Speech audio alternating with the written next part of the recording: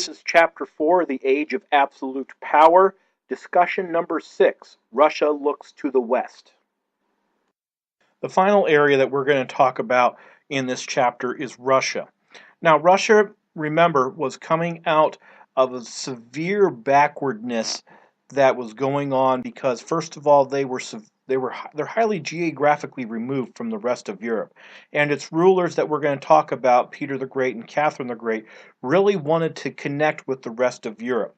However, a lot of the culture that had been dominating Russia during this time period was actually from Asia, because during the Middle Ages they had been conquered and ruled by the Asiatic Tamerlanes and the Khans of Mongolia. And so they really wanted to kind of drop all that stuff that they'd gotten rid of and establish themselves a new identity.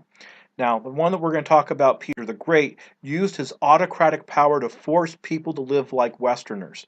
It got to the point where he actually went to Europe with a bunch of ships and paid a bunch of people to come back and live in Russia so that everyone would know what it was like to live like a European, whether it became to dress, mannerisms, way of thinking, what food you eat. All of that, he was trying to encourage everyone to live like Europeans instead of what they were doing as for their own culture. Now, as he was trying to force everyone to live this way, he did have to make some concessions to some of the local lords that he was dependent upon not to overthrow him. These local lords, known as boyars, were allowed to maintain their medieval power over the people who lived on their land in order to make sure that they could do anything that they wanted and make sure they maintained their productivity and maintained their position economically. He also moved the capital from Moscow to St. Petersburg. I have St. Petersburg marked there with a big red star on slide 29. And again, that moves it right into the Balkan Sea. Not the Balkan Sea, I'm sorry, the Baltic Sea. And then the Baltic Sea, while yes, it does have a lot easier access to the rest of Europe by sailing around Denmark and getting to France, England, and all that, the Baltic Sea does have some problems in that it does freeze over several months out of the year.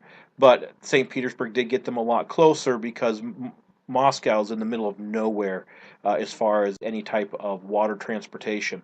And he did push the expansions of Russian territory all the way to the Pacific, which makes Russia the largest nation in the world even today. However, it sounds really good, but not a lot of people moved there because that's what we call Siberia. Siberia is very cold and very hard to make a living, but Russia's in charge, and so they hold on to that idea. Now, on slide 30, we're going to take a look at this map here. I want you to see that the blue arc at the top is the Arctic Circle, so realize that it is extremely cold up there. And the Baltic Sea is marked with the blue arrow to make sure you remember where it was in the last chapter. Catherine the Great really worked with Peter the Great's efforts to expand Russian power and to continue the efforts to have Russians act like Europeans. But one of the things that Catherine the Great really pushed for was that she wanted to move Russian Empire to the south. If you take a look at Russia and trying its connect to Europe and connect to all that power, you see that they have a lot of land to go through.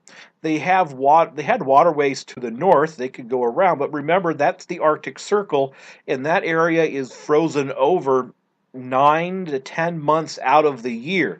Now, they did develop icebreakers to help with it, but that was not a very reliable way to get out of Russia in order for naval craft to get in and out, whether it be for commercial or for military. The Baltic Sea, again, was another avenue that they could get out, but they were highly dependent on being friendly with Sweden and Denmark because it's a very narrow waterway through there getting out of the Baltic Sea. And again, it's frozen over 5 to 6 months out of the year sometimes. And so the rest of its land, unless they get to the Black Sea, which is what I have marked with the red arrow. And the Black Sea, if they could have control of that, and more importantly, control over the very narrow straits, the Bosporus and the Dardanelles, which is right across the northern part of Asia Minor, essentially right on that tip of the red arrow. If they could get through there, they get to the Mediterranean, they can get out, and so that becomes a highly important idea because it's not ever going to be frozen over. And so that's why this area becomes of high significance to the Russians for the rest of their history, even today. That is a significant part of their existence. So now we also run to uh, a cooperation amongst several powers to essentially make a country disappear. We're taking a look at a map, slide number 31, of Poland. And the colored parts were the original areas of Poland, but we have it's surrounded by three major powers.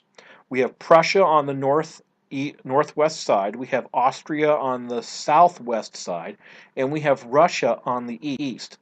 And they realized that if all of them tried to take it piecemeal, that they would probably conflict with each other, and that wouldn't be a very good idea.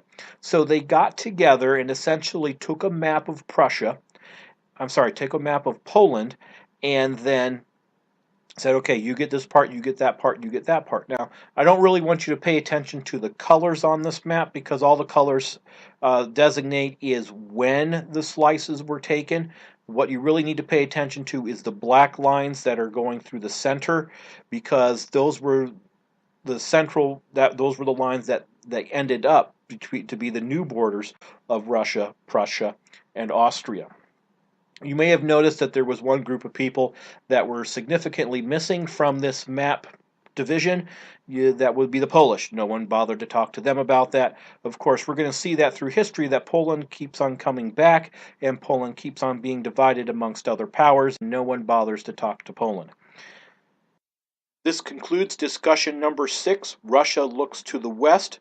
It also concludes the chapter 4, The Age of Absolute Power, for world history.